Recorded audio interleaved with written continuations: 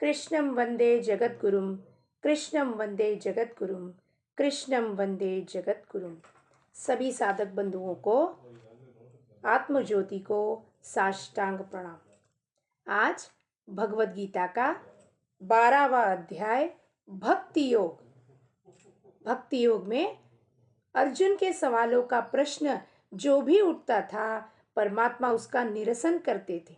निरसन का मतलब निर्मूल करते थे कि अर्जुन के मन में जो शंका, मैं देह हूँ, बुद्धि हूँ, मन हूँ, इसको निरसन करके तुम परमात्मा के स्वरूप हो अर्जुन, और ये कार्य करने के लिए केवल निमित्त हो। ये बार बार हर अध्याय में परमात्मा उसे युद्ध के क्षेत्र में बोध करते हैं। 12वां अध्याय भक्ति योग है। योग यानी यूनियन, भगवान में एक होना।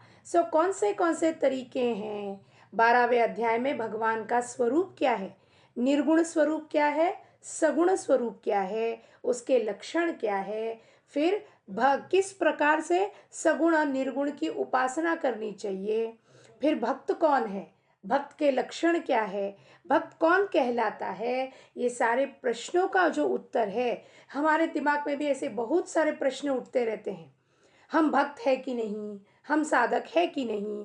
तो ये सारे सवालों का जो जवाब है, हमें किस प्रकार जीवन जीना चाहिए। महाभारत का युद्ध कहाँ हो रहा है? हमारे अंदर हो रहा है। पूरा कुरुक्षेत्र, हमारा शरीर कुरुक्षेत्र है। और युद्ध में कौन कौन है? कौरव और पांडव।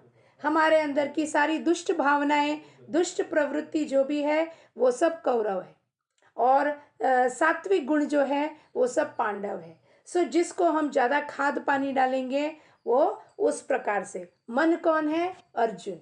परमात्मा कौन है? श्री कृष्ण। कहाँ विराजमान है? हमारे भीतर।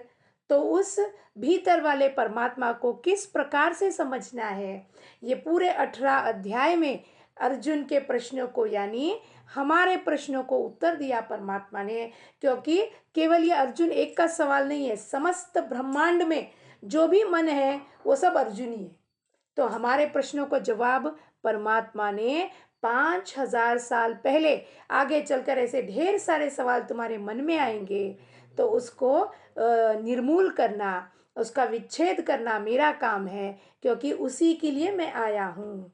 परित्राणाय साधूनां विनाशाय च दुष्कृतां धर्म संस्थापनार्थाय संभवामि युगे युगे।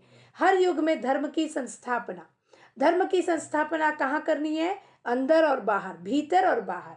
भीतर हमारा मन शुद्ध करके, हमारे मन को बोध करा के, परमात्मा कौन है उसका निज स्वरूप बता के भीतर से, और बाहर से संपूर्ण ब्रह्मांड में प्रेम, भक्ति, विश्वास और शांति का क्या करना है? प्रचार करना है।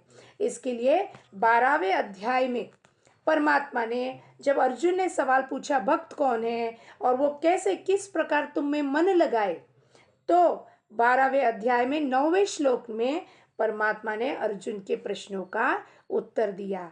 क्या है प्रश्न और क्या है उत्तर, देखते हैं।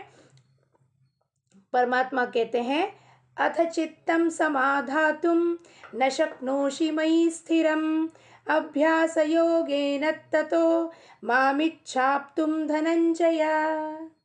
फिर से एक बार श्लोक गौर फरमाते हैं। अथ चित्तं समाधातुं न शक्नोषि मयि स्थिरम् अभ्यासयोगेन ततो मामिच्छाप्तुं धनंजय। धनंजय, पार्थ कहें, अर्जुन कहें, कौंतेय कहें, सब एक ही बात है।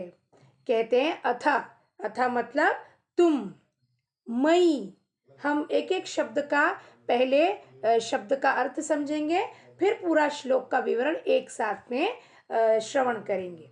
अथा तुम, मई मेरे में, चित्तम स्थिरम मन के, मन का अचलपन जो है, समाधातुम, समाधातुम का मतलब स्थापन करने में, न शक्नोषि अगर तुम समर्थ नहीं हो, ततः तब, धनंजय हे अर्जुन, अभ्यास योगेन, अभ्यास रूप से योग करो। योग मतलब केवल वो पोस्चर वाला योगा नहीं, योग, योग यानी यूनियन, एक होना परमात्मा में। किस प्रकार से? अभ्यास रूप से। माम आप तुम इच्छम, मुझे प्राप्त करने की इच्छा प्रकट करो। कैसे? बार बार अभ्यास करके। कैसे होगा फिर यह अभ्यास? परमात्मा अभी एक पूरा विवरण एक साथ में सुनते हैं। तुम अगर मुझ में निश्चल भाव से, कोई भी चल नहीं है, वहां पे कोई मूवमेंट नहीं है विचारों का, उस प्रकार से तुम मुझ में मन, परमात्मा सत्य है, बाकी सब मिथ्या है, एक बार मैंने गुरु के चरण पकड़ लिए तो फिर मैं अपना मन गुरु चरणों से नहीं हटाऊंगी या हटाऊंगा, ऐसा भाव हमारा दृढ़ नहीं होता है, नहीं, ऐसा समर्थ नहीं है मन। तो अर्जुन क्या करो? अभ्यास रूप से, अभ्यास रूप योग से मुझे प्राप्त होने की इच्छा करो, बार बार अभ्यास करो। अब यह अभ्यास हम बार बार कैसे करेंगे? नाम जप करके। श्वास, जब भी हम श्वास लेते हैं, श्वास छोड़ते हैं, तो हर बार नाम जप करते रहना है। फिर उसके बाद नाम संकीर्तन करना है, कीर्तन करना है, भजन करना है, फिर सत्संग में जाना है, भगवान के गुणों का वर्णन श्रवण सुनना है, कथा, भागवत कथा सुनो, भगवान की लीलाएं सुनो, पुराण पुण्य कथाएं सुनो। फिर जो भी जिस मार्ग से भी यूट्यूब में मिले, यूट्यूब में कोई लेक्चर आ रहा है, सत्संग में जाने का अवकाश मिलता है। अभी तो ये साइंस का देन है, डिजिटल मीडिया के वजह से हम सत्संग ऑनलाइन भी अटेंड कर सकते हैं। यूट्यूब में ढेर सारे हम लेक्चर सुन सकते हैं। ये परमात्मा की ही कृपा है हम पर। किसी भी मार्ग से मैं तुमको वो प्रदान करता हूँ, तुम उसको कैच करो। इस प्रकार से अभ्यास करो, श्रवण करो, फिर उसका चिंतन करो, परमात्मा क्या कह रहा है, परमात्मा का रूप क्या है, परमात्मा के गुण क्या है, फिर मैं कौन हूँ? मैं परमात्मा का अंश हूँ, परमात्मा का ही बच्चा हूँ, तो वो सारे गुण मुझ में भी हैं। ये किस प्रकार से मनन होगा? जब हम उसका अभ्यास करेंगे। एक दिन कर दिया, 4 दिन छोड़ दिया, अरे जाने दो हो जाएगा, ऐसे नहीं चलता, क्योंकि मन असमर्थ है। मन का गुण क्या है कि वो बार बार भटकता है, सभी जगह भटकेगा। मार्केट में भटका, दुकान में भटका, पानी पूरी में भटका, घर के झगड़ों में भटका, फिर चुपचाप बैठा रहा, फिर देह के शरीर में कुछ हो रहा है उसमें भटका, हर जगह भटकता रहता है। तो शरीर की सारी शक्ति जो है वो क्षीण हो जाती है। अब मन कहेगा, अब कहेंगे हम कि चलो श्लोक बोलेंगे, स्तोत्र पारायण करेंगे, अरे नहीं जी मैं बहुत थक गया हूँ। मैं यानी कौन थक गया है? मन थक गया है। उसका परिणाम किस पर होता है? देह पर होता है, और वो सो जाता है। इसके लिए उसको बार बार अभ्यास का क्रम, अभ्यास लगाना पड़ता है। अब इसको रामकृष्ण परमहंस ने एक छोटी सी कहानी या दृष्टांत कहिए। क्या कहा कि एक बार एक व्यक्ति, उसके पास एक पाला हुआ कुत्ता रहता है, पेट। अब वो कुत्ते का स्वभाव क्या रहता है कि मालिक के पास बैठते ही वो मालिक के ऊपर उड़ी मारता था, उड़ी मारकर मालिक के फेस को, मालिक के मुंह को वो चाटने लगता था। अब मालिक को ये अच्छा लगता था, लेकिन उसका ये जो स्वभाव है वो नीच स्वभाव है। तो एक दिन ऐसी गार्डन में बैठे हुए, जब वो मालिक के साथ एक उसका फ्रेंड आया था, ज्ञानी फ्रेंड आया था। अब वो देखता है कि ये कुत्ता जैसे ही बैठता है, मालिक उस पर उड़ी मारता है, झपटता है और उसके मुंह को चाटने लगता है। तो वो फ्रेंड, ज्ञानी फ्रेंड कहता है कि ये अभ्यास जो है इसका, ये बहुत बुरा है। यानी जो कृति है वो बहुत ही ऐसी हरकतें, नीच हरकतें, किसको अच्छा लगता है देखकर ऐसा? तो ये जो अभ्यास है इसका छुड़वाओ। वो आदमी क्या करता है, उसकी बात मानकर घर पे जाकर दूसरे दिन से कुत्ता जब भी उसके ऊपर उड़ी मारता है और उसके मुंह के पास आने को लगता है, तो वो उसे डंडा दिखाकर या डंडे से मारकर नीचे बिठाने लगता है। 1 दिन हो गया, 2 दिन हो गया, 3 दिन हो गया, जैसे रोज मालिक डंडा उठाने लगता मारने के लिए, तो कुत्ते को समझ में आने को लग गया, मेरे मालिक को ये जो मेरी हरकत है ये पसंद नहीं है।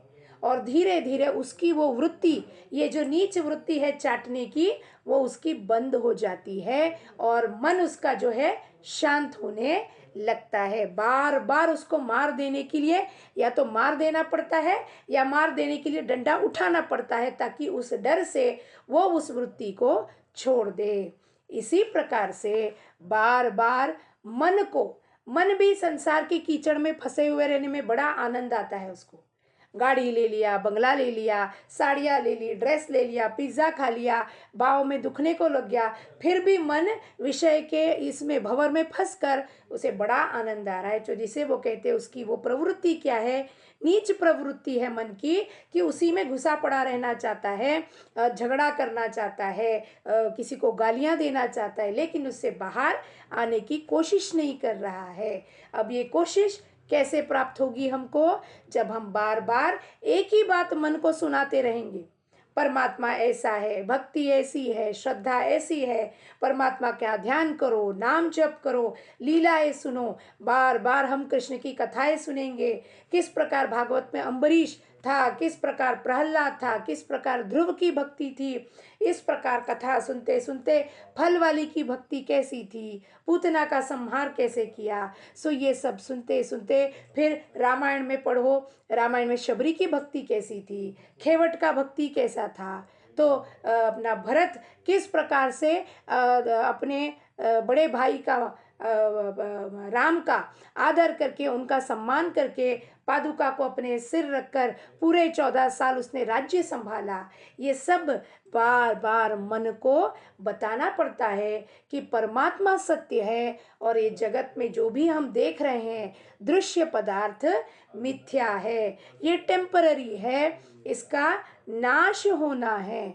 तो मन को बार बार अंदर लेके जाना है, समझाना है, प्यार से समझाओ या फिर उसको ज़बरदस्ती बिठाओ, लेकिन ऐसा अभ्यास का योग करते करते परमात्मा के चरणों में मन बंध जाएगा। लोकाः समस्ता सुखिनो भवन्तु। कृष्णं वंदे जगद्गुरुं। सद्गुरु चरणारविंदार्पणमस्तु।